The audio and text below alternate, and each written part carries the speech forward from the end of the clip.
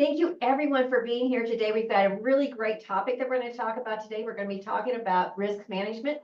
And I'm going to be introducing our panel here in just a second. But if you would please, in the chat, tell us where you're joining us from. We like to see where everybody's coming from. And let us know, are you a small business owner? Are you an aspiring small business owner? Tell us a little bit about yourself as well. So if you would please put that in the chat, I really appreciate it. So today we're going to be talking about risk management, and the people that we have here today are all very important people when it comes to risk management. So I'm going to start with people that are joining us online. We have up here Amy. Amy is a private investigator, and everybody's immediately going divorce, right? My spouse has done something. No, she is looking at fraud with small businesses. Very important to have her as part of this discussion, because fraud happens so much more with small businesses than it does with larger businesses. Because as we know, with a small business, so many times our founders are so busy running, doing all the jobs that they just delegate everything and they don't keep up with what's going on. People go down that slippery slope and it just keeps going and keeps going and keeps going, and we have all that fraud happen. And then of course we have John here with us today. John does insurance. And so many times that's what people think about immediately, right? When you think about risk management, you're going, oh, they're talking about insurance. No, it's more than that. Also online, we have with us Bill. And Bill is with the SBDC, and he's here in Austin with us, but he's joining us from his home. And then, of course, we have our wonderful Michelle with us here today, and she's with IT. She's with AT&T fiber optics. Is that right?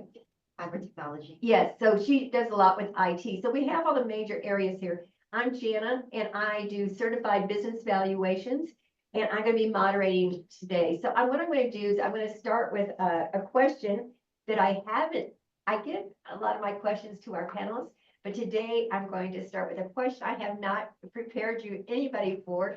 But if we would, I want to have each of you go through. We'll start with Amy, and then we'll go to John, Bill, Michelle, and then back to me. It's like, tell us, what does risk management mean to you? Starting with Amy. Okay.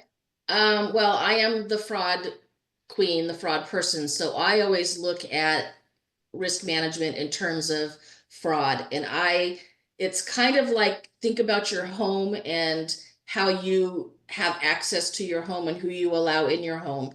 It's the same thing with your business.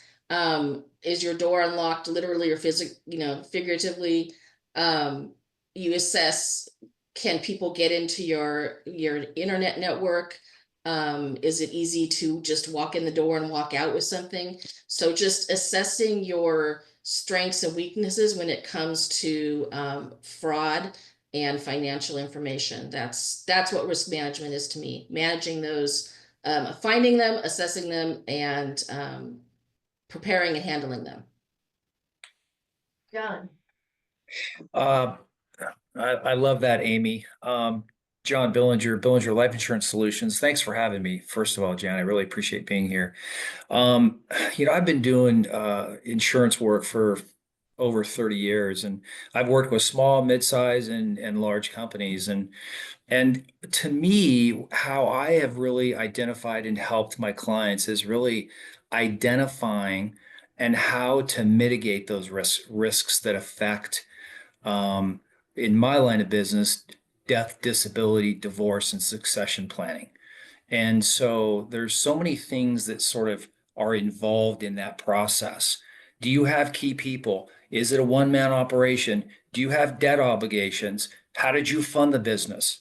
And obviously what we want to do is we want to transfer the risk from our family or to our shareholders over to another company that might have deeper pockets. So risk management in my line of business, yes, insurance is a great tool to use, but it's assessing what's going to impact us the most, and then what do we do about it, right? And we can either do it ourselves or we can collaborate with other partners to mitigate that risk. And I'm not talking just insurance, but having a team of advisors to help you mitigate that risk. So that's how I really interpret risk in terms of what I've been doing the last 30 years. I hope that helps. Yeah. And Bill, I'm going to jump ahead of you there because I'm sure you're going to say this. But what you're saying is not just when you're, thinking about risk management, but if you're starting a business or running a business, you need to have a team with you, right? Yeah, that That's was one of the things I was going to really kind of talk about is you have teams that you have to rely upon, and you don't silo them out. You have to work, everybody has to work as a team, and that's how we get that business to the second and third generation. sorry, Bill. That's Like, okay. Exactly. I couldn't agree more. At the SBDC, I look at two basic things, financials and marketing. I look at financials as far as profit and loss and cash flow. I'm working with a lady right now who's starting a business, and she's got her profits pretty well mapped out, but she hasn't considered her cash flow at all. And cash flow, if you run out of money, it's like having a heart attack. Profits you can run for a while, but you can't run without cash.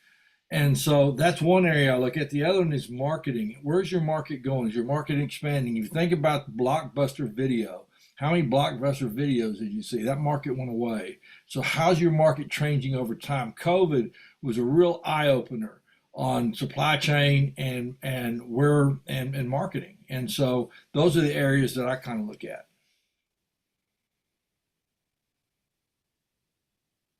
Bill, Hi, everyone. Michelle Slutz here. I am an employee at AT&T on the fiber technology side of things and mobility. And when I think about risk, I think about, data protection for businesses. So we serve small, mid-sized to national companies as well. And one of the things that, everything revolves around technology these days and protecting the data, especially sensitive data, as well as your minimizing your downtime in your operations, as a business when you have loss of connectivity within your team, that really hinders the revenue, right? The revenue growth and big disruption in the business. So we take a look at all that and really minimizing the vulnerabilities for the company on the technology infrastructure. So making sure that your firewall management is on point and you're getting that maintained properly, securing all that customer data and proprietary data. awesome. Oh, I had to give a shout out to Rachel. She's online with us here today. Rachel Aaron with Venturi Wealth. She's going to be one of our panelists in the near future. So really excited about having her. I think she's coming in 2 months. I think that's when we're doing target market. But yes, we've invited her. So glad to see you here today. No, I can't see you, Rachel. Thank you for joining us. All right, so let's start identifying some of the business risks. So Bill, what are the most common risk blind spots you see among small business owners? I guess one of the biggest thing keeps coming up, and I just had mentioned it, is when somebody wants to start a business and they're writing their business plan, they don't link their marketing with their financials. They don't have a realistic idea of how much money it's going to take to launch. That's one of the main things on somebody who's launching a business. Somebody who's having a business is working in the business as opposed to working on the business and backing up enough to create subsystems. And kind of what John was saying earlier is it's real important to have a team that you can support. You have an insurance person, you have an accountant, you have a bookkeeper. Those are three guys you really need to have on board before you launch your business to mitigate some of that risk. Amy, what internal fraud risks should business owners be most concerned about, and how prevalent are they in small business? Well, I'm gonna flip that question first. I don't want to scare anybody with statistics. I like to talk about fraud in the open very comfortably because if you have something in plan, it shouldn't be scary. So a lot of times, small businesses have higher median losses than larger businesses, and 42% of small businesses they have fraud due to lack of internal controls. So it's just a system you can have, and you could actually cut some of your fraud risk that way. There are several kind of red flags and risks. Lack of education is one of them because there are lots of risks thanks to COVID, and we all worked at home for a while. Email became more prevalent. And so a lot of these frauds are getting more sophisticated with business email compromise. They're impersonating the CEO or somebody else and getting really, well-intentioned employees to do things they wouldn't do and tricking them into do it. Open access, I know, we work as teams and everything like that, but in organizations, we all don't need access to the same things. If you're, in the warehouse, you don't need access to cut the checks and things like that. Along those lines, little to no management oversight is another internal control. If somebody just kind of gets to, they're a great employee, they do everything, they pitch in, but there's no oversight as to what they're doing, that can be a risk. And lack of just separation of duties, again, is another kind of red flag internal fraud risks. So there's a lot you can do just to have a system in place of audits and checks and making sure the numbers add up, or the invoices are in a sequential order and the purchase orders are in sequential order, along those lines. All right, so I'm thinking about a lot of our small business owners when it's sort of like around the 3 million mark that they get to, and they're still being in startup mode and they haven't delegated all of this.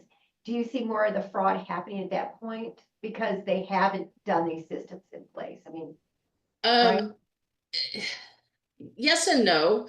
There's so many different kinds of fraud. It's just a matter of, sharing the responsibility, but also monitoring it. So if you have one or two trusted people, that's great. But I have stories of fraud where, one person that was there for 14 years stole $2 million because they were they're just like family, Collins Street Bakery. I don't want to bring they wrote about their own fraud. They trusted their accountant for 14 years and he stole right in front of them. They treated them like family. So yes, it can be that way, but also, there's a lot of fraud that is, vendor fraud, people that are posing as fake vendors. There's fraud that's coming at you, as well as the fraud that, the risks that are in your department.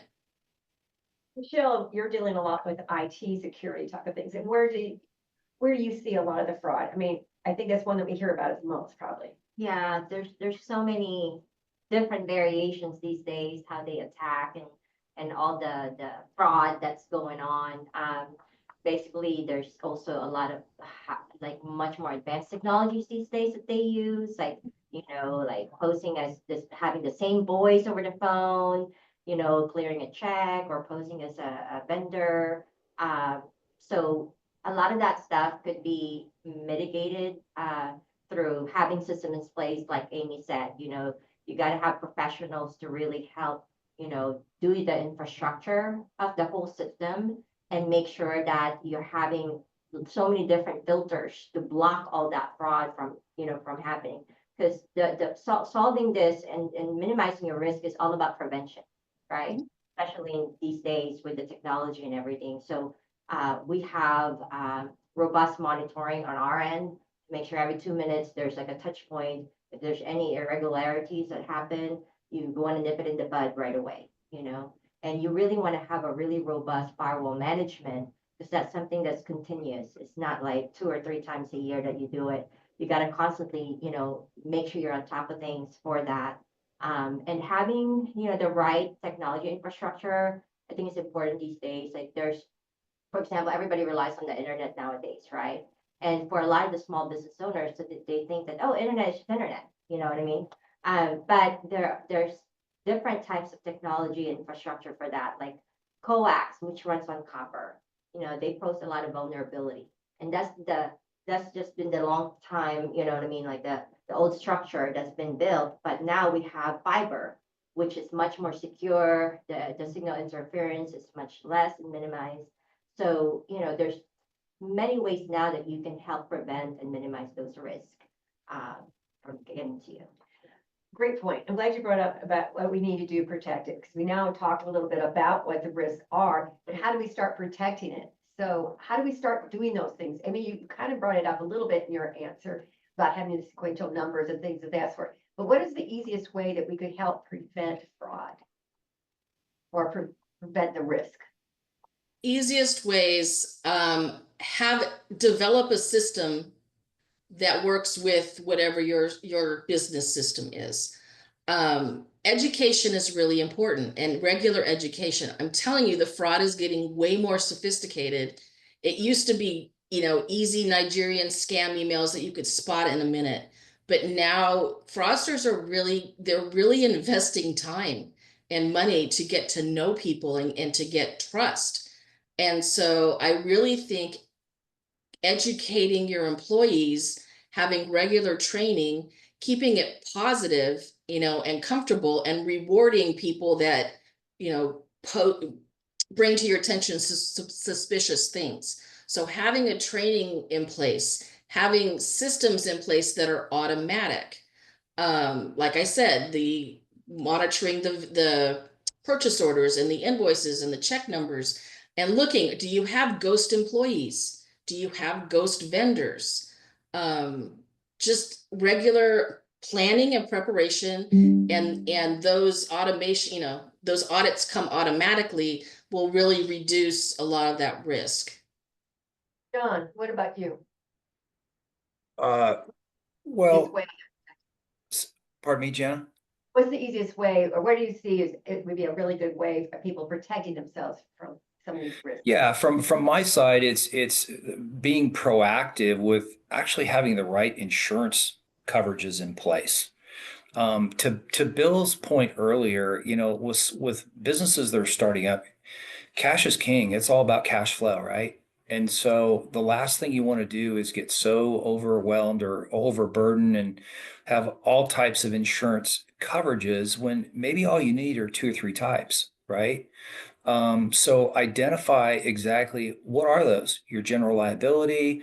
I find in my business, a lot of business owners, they pour a lot of their savings or they get SBA loans or they're working with the bank. And if something happens to them, death, disability, what's going to happen to the business? How are they going to repay that loan? So there's just so much to think about, as a small to mid-sized business owner, and things evolve so rapidly. Um, but I think that's the best way I could answer that.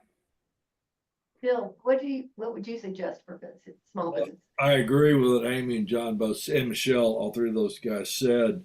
One thing that I see over and over again is, and Amy alluded to this, is an over not checking your bookkeeper or your CPA. You want to trust but verify. There was a guy that I was helping where he wanted to open another business. We were running his books, and his bookkeeper was skimming tens of thousands of dollars off of him. And he didn't want to prosecute her. We were suggesting that he did prosecute her, but he just fired her. But it really hampered his systems. He couldn't expand because this lady was ripping him off. So it's really trust but verify and creating those systems. And there's a lot coming at you today. I agree with Amy and John both. There's so much, and Michelle both. There's so much coming out in the way of fraud, and they're becoming more sophisticated. But it's really getting educated on what's going on in those arenas, so you can better protect yourself. And from a business valuation, it's really important. Like from my perspective, when I'm looking at a business, I'm trying to evaluate. If they don't have those systems in place, if they don't have those checks and balances in place, it's going to lower the value of the business, right? Because nobody wants to take over a job, right? They want to buy an investment. And if you don't have everything in place and then somebody else comes in to look at your books and they find there's an issue, you don't want to find out from a potential buyer that there's an issue, right? You want to find that out ahead of time so that you don't want to have that ahead of time. Right. So Bill, I want to, it's sort of a follow-up. It seems like so many times people will hire with convenience, right? Does that also lead to those types of situations?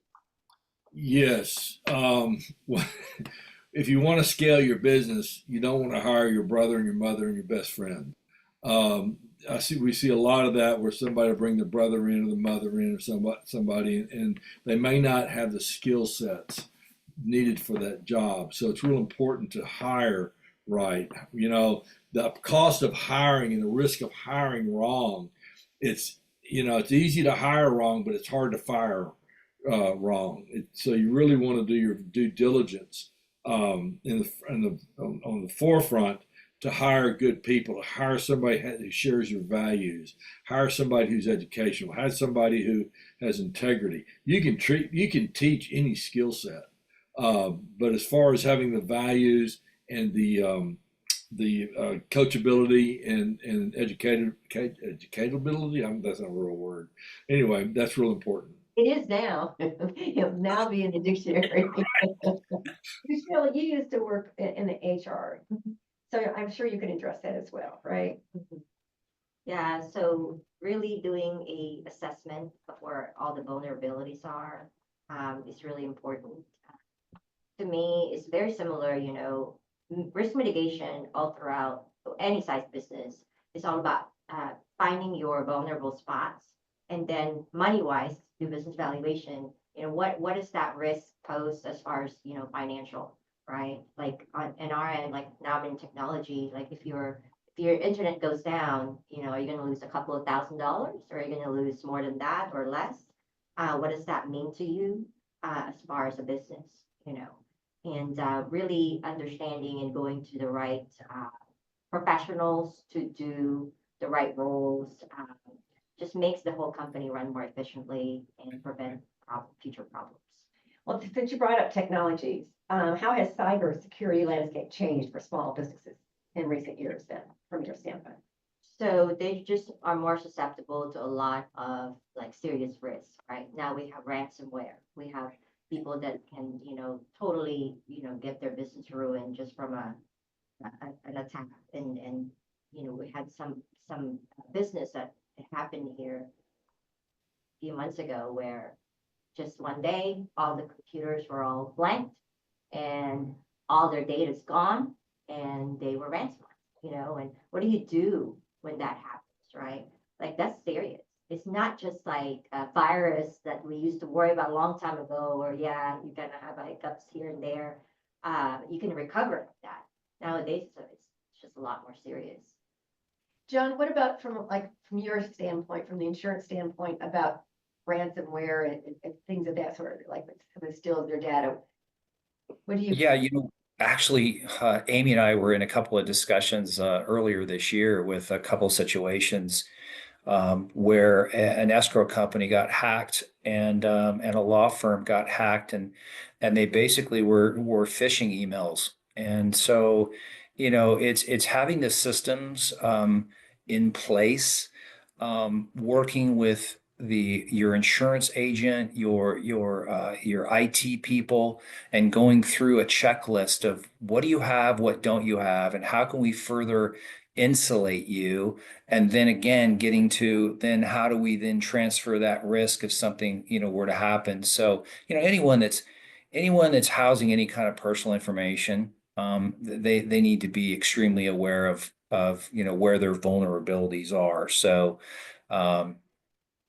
yeah, it was interesting being in both of those, and I think Amy can probably expand upon that. But what a nightmare to go through. So be proactive, IT, insurance carriers, and again, risk mitigation, right? Amy, would you like to add to that?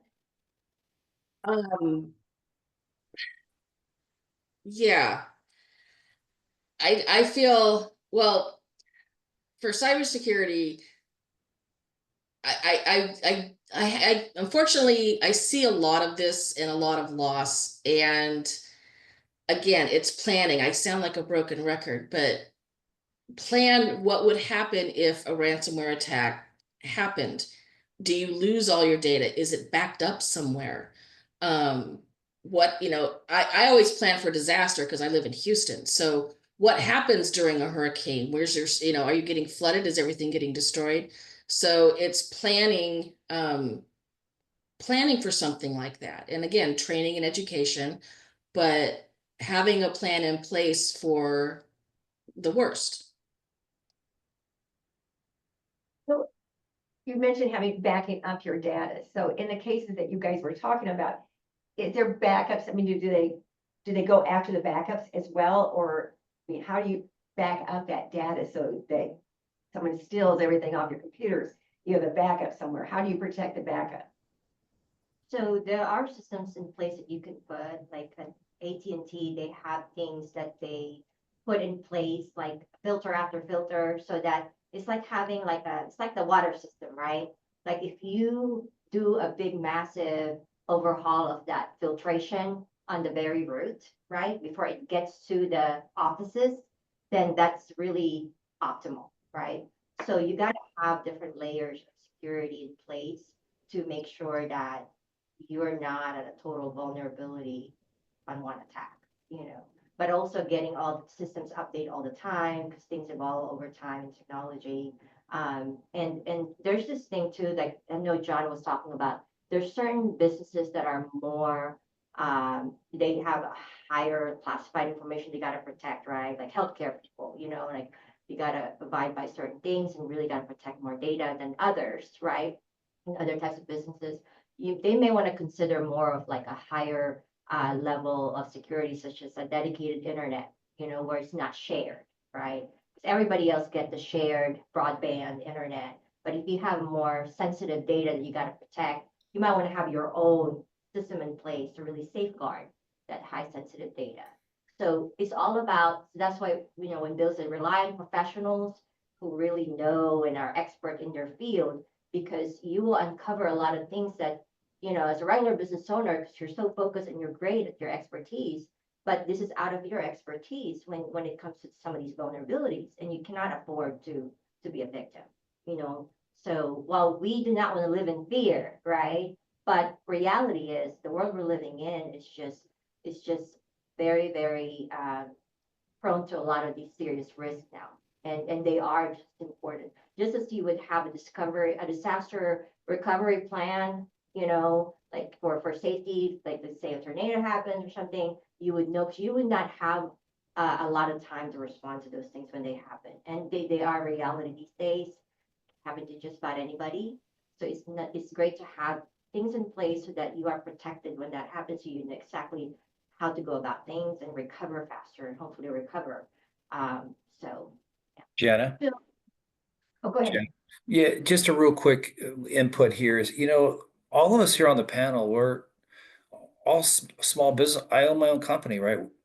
We all own our own company. So the theme here is surrounding yourself with experts in their field. So all you need to do is pick up the phone. I picked a call to my IT person. Right? I would pick the phone up, Janet, I need a business value. Like surround yourself with these types of people. So, I'm doing other things throughout the day. I don't have time for this. So it's really so important. To Bill's point earlier, the first thing he said on the call was, you got to have a team. So Bill, how do you find this team? If you don't, how do you find it? What's the magic answer? The magic answer to having a team. Well, first of all, no one person can have all the answers to your needs. At the SBDC, I'm not a marketing guy. I'm not somebody you want to go to for expert marketing advice. Finances, I'm pretty good on finances and accounting, but the others I'm not. And so people at the SBDC, I just sent an answer to SCORE. SCORE has experts in a lot of different fields. They do the same thing the SBDC does. They don't charge money. But also you have to understand, sooner or later, you're going to pay to play. Sooner or later, you're going to pay an expert, a cybersecurity expert, a CPA, an attorney. And it's knowing when to spend the capital to do that and when not to spend the capital to do that. And that's kind of the trick. And also the EGBI, Big Austin is back. I understand these are nonprofits that can help you find the experts. We're not necessarily the experts, but we can help you find the experts and help you learn how to vet those experts. So that's one way. So let's look to the future now. Let's think about the future and what kind of risks are coming to us in the future. I mean, right now everything that's going on when we look at like the federal government, there's a lot of changes that are going on. What about in terms of risk management going forward? If you had a magic wand and you could say, here's what's going to happen in the future, right? Or what's that ball thing? What's it called? what's the Crystal ball. Crystal ball. Yeah, the crystal ball. Yeah. Sorry, couldn't think of it right now. I'm not a psychic. So So you are a psychic as well. You could read my mind. You know what I'm trying to say. So if you had a crystal ball, where do you think the risks are going to be coming in the future that we need to start thinking about? Amy, we'll start with you.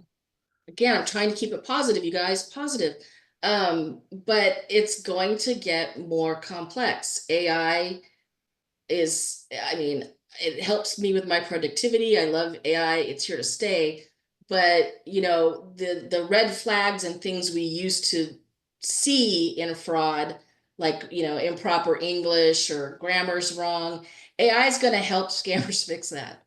And your voice is going to be altered and your image is going to be altered. And there's going to be lots of easy ways to copy things. So you have to stay current on what the latest scams are. Right now it's the business email compromise and get me some gift cards, and I'm getting toll road texts. You know, those, when you see those things, you can kind of say that's probably not real. But it's just going to get more sophisticated, and we just have to keep up with it. I'm afraid that it's just, you know, they're spending, it's called pig butchering. It's a horrible name for a term. It's fattening the pig. And they're just spending more time and gaining that trust to get that data. John, in terms of going forward, I mean, we're starting to see some insurance companies, like we saw what happened in California, right? They pulled, some insurance companies pulled out in terms of fire, you know, and things of that sort. And we're starting to see that. How do you see it going forward with insurance? And You know, on my side of the ledger, insurance carriers are very stable from the life side. From the property casualty side, I'm not really sure what's going to happen in that arena. There's you know, by state being governed, and it's going to be really interesting to see. I think we're all going to feel the impact of what's going on with fires and hurricanes and property damage. I know rates are going up for everybody on that side of the ledger. I think one of the points I'd like to make here from the risk is whatever you're doing as a business owner is try to position yourself for as much flexibility as possible to manage all of these risks, right? And I don't care really what that risk is, but you know, is the tax code going up? Is it going down? Is it changing? I mean, you know, premiums going up, going down. It's having a flexible plan so you can pivot and not really rely so much on what's going to happen with a carrier, what's going to happen with this or that. Is you're flexible enough, you can move. You can pivot pretty quickly. Bill, small business owners, we're all very busy, right? We get in. I know that one time I actually answered one of those stupid phishing emails. It said it was, you know, somebody I knew and send me your phone number. And I was like, oh, but I was so busy, I didn't think about it, right? I just saw it and I just was responding because I was so busy doing everything else. What do you say to small businesses when they get like that? I mean, how do you help them, you know, Well, think about it?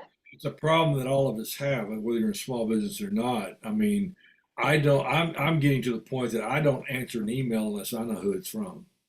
Um, I get I get something coming from Social Security all the time, and I'm sitting there going, Social Security doesn't send out emails typically, and so I'm real. I can't just click on something because it comes up on my email. First of all, I really look at it.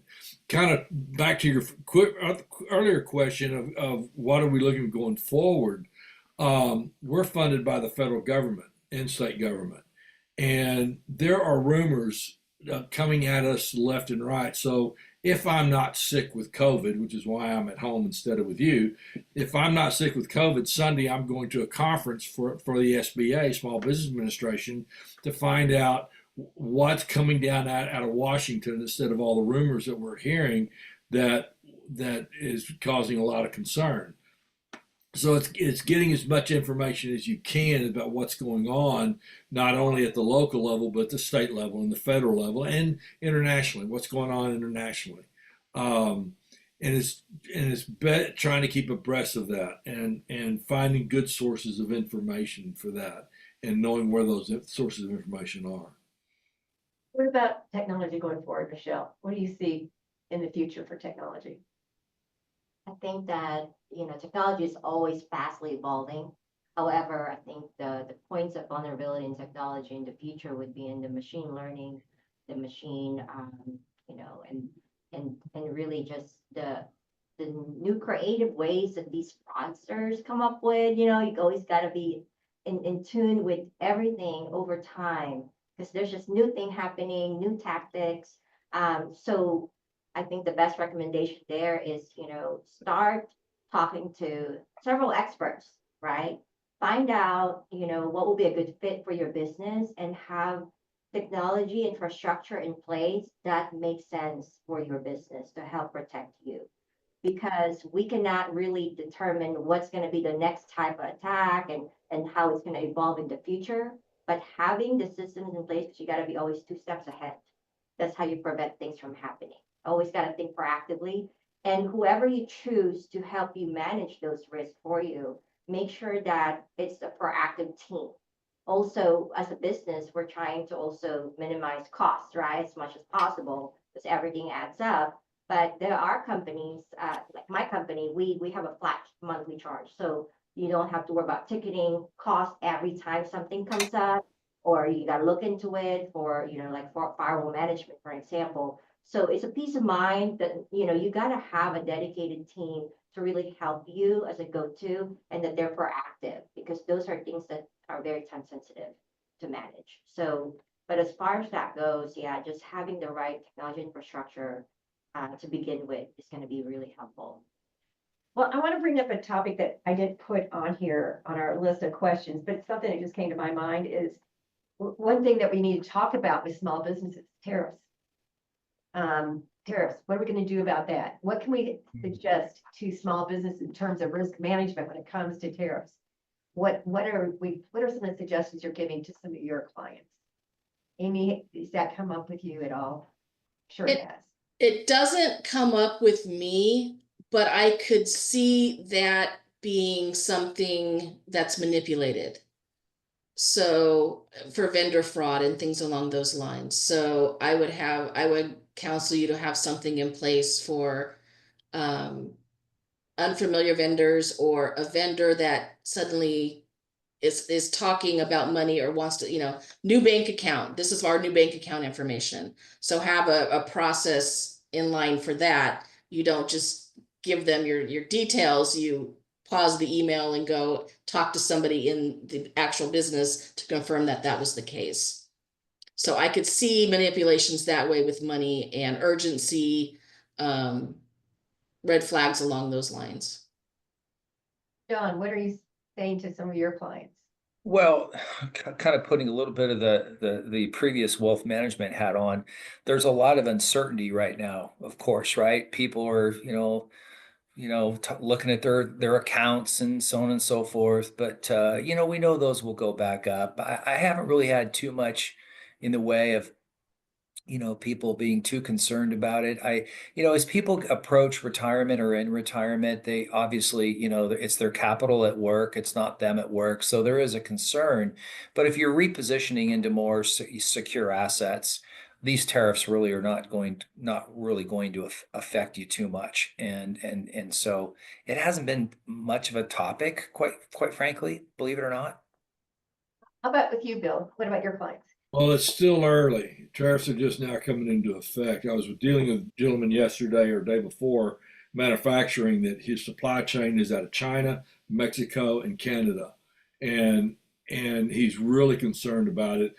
But supply chain has always been an issue. When COVID hit, supply chain really got hit because the ships were offshore and couldn't get stuff on. So we're really telling people to look at different sources of supply chain.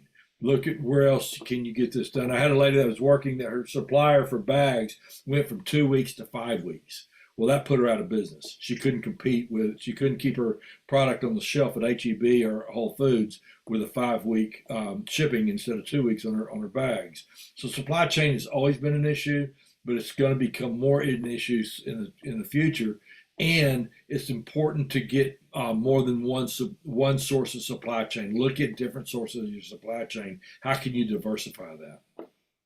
Yeah, I kind of worry about businesses that are using just in time, right? And all of a sudden you have just in time and it's like, oh, now it's been disrupted. What are we going to do with it then, right?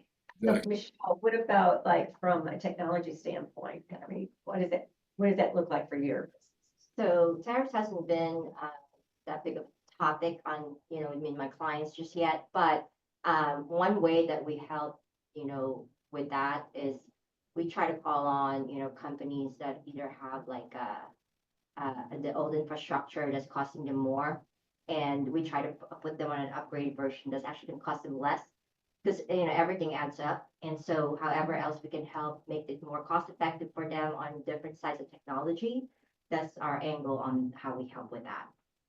But as far as the tariffs go, it's just not like, John mentioned, hasn't really hit us yet. What's the most common mistake you see business owners make in your area of expertise? And John, Yeah, I'll take that. And I'll just share a story real quick. So I'm driving down the street the other day, and my neighbor is on his phone, a kid in his mid 40s, and he waves me down. I roll my window down, and he says, "Hey, I need your help." And I'm like, "With what?" He goes, "Well," he goes, "we just had a partner review, me and my two partners, and we didn't realize it, but our business now is valued at $15 million." And he goes, we have no life insurance and we have no retirement. And so I find that so frequent. There's less than probably 40% of all business owners that actually will look and sit and do the planning and look and see, okay, what, especially if I have a partner, do I have a buy-sell agreement? Have I updated the buy-sell agreement? What does it look like? And these three kids, I mean, they've really had a great growth spurt, big cash business. And now it's like we need to update things. So I just see that I run across so many outdated policies, outdated buy-sell agreements, everything's outdated. And it's just so important to do evaluation every 2 to 3 years, update things, and keep reviewing constantly. So that's what I see a lot in my business of expertise. yeah, they don't think about what's going to happen, right? We start the business, you're starting with a business partner and it's a marriage. Well, what happens if you break up? What happens if one person dies, right? And they haven't put that in place yet. When someone goes, I don't know, I'm probably taking over on you, Amy, but my background is I used to be an auditor. So when you made people go on vacation, right? And you made someone come in and take over that position because then you can find out where there's mistakes. So if no one ever takes a vacation. So what else would you, what are other major problems that you might see? That's an absolute red flag when someone won't take a vacation. And that's what happened in the Collins Street Bakery one. I think he ended up having to go to the hospital briefly, and that's when it all started to collapse. One of the things I see often, and I do fraud investigations, but I also do asset searches in anticipation of litigation, or you know, two people or two businesses are mad at each other and a lawsuit's coming along those lines. I really don't see enough due diligence. We wouldn't have to be in this situation if you had just done a little prep in the beginning, or just checking before you acted on something. And that could be a business, it could be a person. If you don't do background checks for your employees before you hire them, just a little bit of prevention. It would take away from part of my business, but I wouldn't have to write the types of reports that I write that are basically, I found this, it was really easy to find it. Sorry. And sign my name. So Yeah, just doing an internet search on somebody. very little due diligence would go a long way. A little bit of preparation. Nobody wants to spend the time or the money, unfortunately.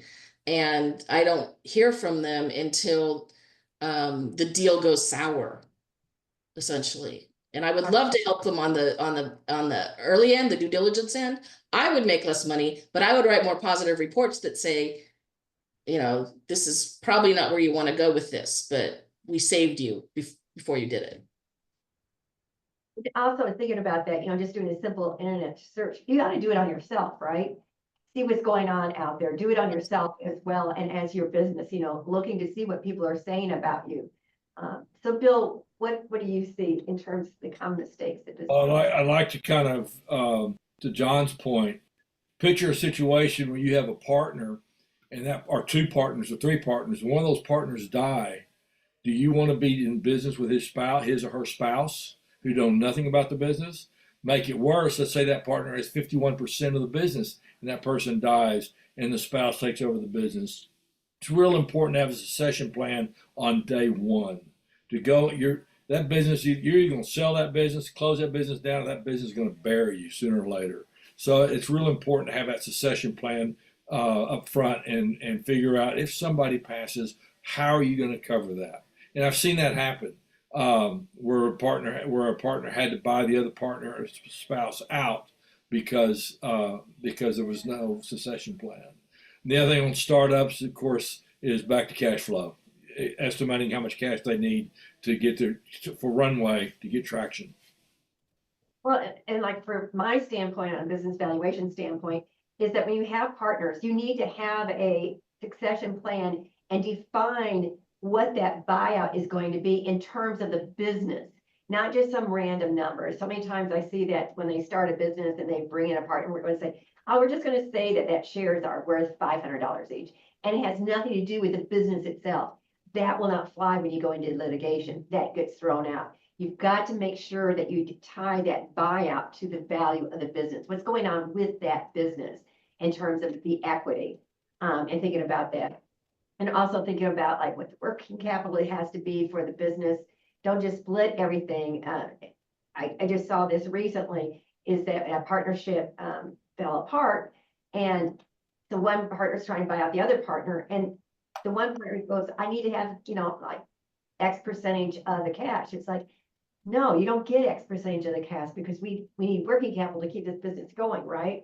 You have to keep going. It's like, no, I need to take the cash. It's like, no, the goal is to keep this business going. And if you just take, you know, your percentage of the cash, there is no business, right? And so having those things laid out ahead of time is so much easier because now all that cash is going to go to lawyers, right? They are going to fight about it with lawyers instead. What do you see in terms of problems that you most common problems you see in terms of technology? So I think that two things is, some business owners, they don't do an account review frequent enough, what they have in place or where the costs are. They may have done it back in 2018 for certain vendors and they have evolved since then and they don't see, okay, well, maybe we can be more efficient or be more cost effective here because, things change all the time, right? But also sometimes they take technology for granted. Like, oh, I already have internet, but do you really have the right one? Because that affects your image as a company, right? If you ever walked into an office building and everything is so slow technology wise or it's not as efficient, it affects not just the customer experience, but the employee experience. Technology, it becomes a part of that culture. And I think sometimes, business owners can tend to forget that, right? So having the right infrastructure, doing an account review to make sure that, everything makes sense for the time that, and it kind of aligns with how you were wanting to scale your business. Because if you're going to grow, like for, mid part of this year, then you got to also adapt your systems in place to support that. So Yeah, I'm looking at the chat and we've got some really great comments going on in the chat over here. Like Angela was saying, living in the DC metro area, tariffs and fear are huge. And she has saying that she has a B2C business and asks vendors about tariff costs and increases and prepping clients that their costs may be impacted. It's a challenge, like building a house on quicksand, so there's a lot of things that are going on. So thank you everybody for putting these comments in here. And something that we will do after this is over is that Jane with the SBDC will be capturing all these chats and we'll be sending them out to everybody, along with the contact information from all of us that are on the panel here today. So if you need to reach out to us to ask us any follow-up questions later on, please know that if you email Bill, just make sure, saw you on, a panel discussion, put that in the subject line. Yeah, put that in your subject line, Bruce, so you make sure Yeah. that Bill will answer it. Hey, Jana, Yeah, there's some great, I mean, it's great networking going on with the chat. There's one that says Next has been consolidating industries. It's very possible in the future their companies will be inoperable. I use Next codes on a daily basis. I'm going to be researching that one. I want to know what that's about. I'm skeptical, but I'm going to go research it. interesting. Yeah, yeah. Okay, so we have about 6 more minutes, so let's go ahead and start wrapping this up for today. What are some of the closing thoughts that each of you might have about going forward? What are the best suggestions that you can, if you could give everybody here 3 pieces of advice, what would it be? Who would like to go first, since I just threw that out and you haven't had that question before? I'll go first. Okay, Amy, great, thank you. 3 pieces of advice. That's gonna be a challenge. Fraud 101, I really have one takeaway. Fraud 101 is the fraud triangle, and you need 3 elements for fraud to perpetuate. One is pressure, and that would be a person saying, my car's in the shop, my kid broke his arm, the landlord's on my case, I'm about to get evicted. That's pressure. Rationalization, I really need this money. I'm only going to steal take 1,000. I'm going to put it right back next month. That's rationalization. You really can't control those. That's somebody else. But the third prong in that is opportunity. You need pressure, rationalization, opportunity. And what I'm telling you is to have a successful fraud fighting program is to not let that opportunity be open, whatever that is in your system. So it might be cybersecurity, it might be locks on certain doors, it might be segregation of duties. So don't create that opportunity. I would tell you to have a plan and audits and regularly train, keep it positive. And finally, super classic, just tone at the top. If you take it seriously, your employees will take it seriously. If you treat it positively, your employees will treat it positively. Awesome, great advice. Who wants to tackle that next? Yeah, I'll go, Jen. I just wrote 3 things down here that just really came to mind. Was number 1, build a team, right? Build a team of trusted advisors. Know, like, trust your advisors. Number 2 is that mindset of there's plenty of time for that. There's not. As a business owner, I know you're doing a lot of things, but get your team and be proactive with your planning. Number 3, I hear this all the time. My business is my retirement. Find alternative sources to be able to put things and diversify outside of your business. Awesome advice. Yeah, I mean, how many people are doing that? They're expecting like the business to support them or their kids to take it over, and the kids don't want it. So what are you going to do now? You never thought about that. You just assumed that, that your children would want to take on your business going forward. What's going to happen when it's not there anymore, right? Yeah, you've got to it's really difficult. We don't want to go to that negative place, like what if something happens, but you have to do that, right? You have to go and ask those difficult questions. And also, what do you need for retirement? How much money do you need for retirement? What's that going to look like? Especially one thing that a lot of people don't think about, going forward is inflation, right? Inflation has been around 3-4%, and now it's around 7-8%. I was told this morning by a banker. So inflation is really have escalated from where it has been. Bill, what are the 3 things you would suggest too? Well, the first thing is don't let this scare you. Don't let this scare you off from starting a business. And create a in-depth business plan. You can start a business plan through SCORE, SBDC, EGBI, Big Austin. There are others. They're all over the United States. SBDCs across the United States. They can help you create a business plan to really think about these things and think about how to set up those systems, who you need to hire right away to set your entity. Set your entity is real important. Liability insurance is important. Errors and omission is important in many industries. So that's really my advice: is don't let it scare you away. You can do this. Joe, what would you do? What was your advice? my three things is take some time to do an assessment of your current infrastructure, do an account review, and make sure you're not having any profit leaks, updates the systems also that are in place, and talk to experts, right? It's okay to look around and start talking to several different people and gauge, well, which one will be the best fit for you, and, will be cost effective. And then just, have the right systems in place, monitor them constantly, and have people to help you manage that are experts, and protect the company, so that it doesn't become a distraction, doesn't keep you up at night, minimize your uncertainty as a business owner. Yeah, and thinking about what you're saying is, I also work with people that are trying to commercialize research where they have intellectual property. And Bill was talking about developing a business plan as well, and that thought came to my mind is, don't do it in a bubble. Whatever you're doing, don't sit at your desk in your bubble. Don't be a desk jockey and come up with all the answers. Get out of your comfort zone. Go out and talk to strangers.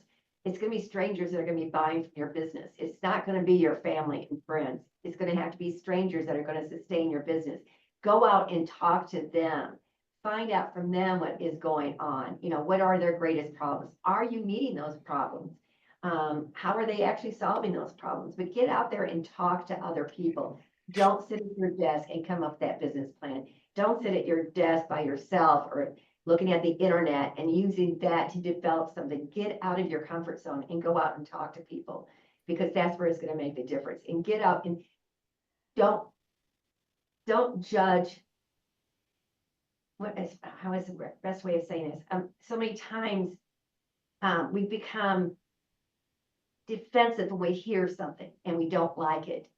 Be coachable. Be the person that you can hear the difficult conversations and listen without being defensive. Be open to listening to it, and be open to having people around you that can tell you no and respect that no.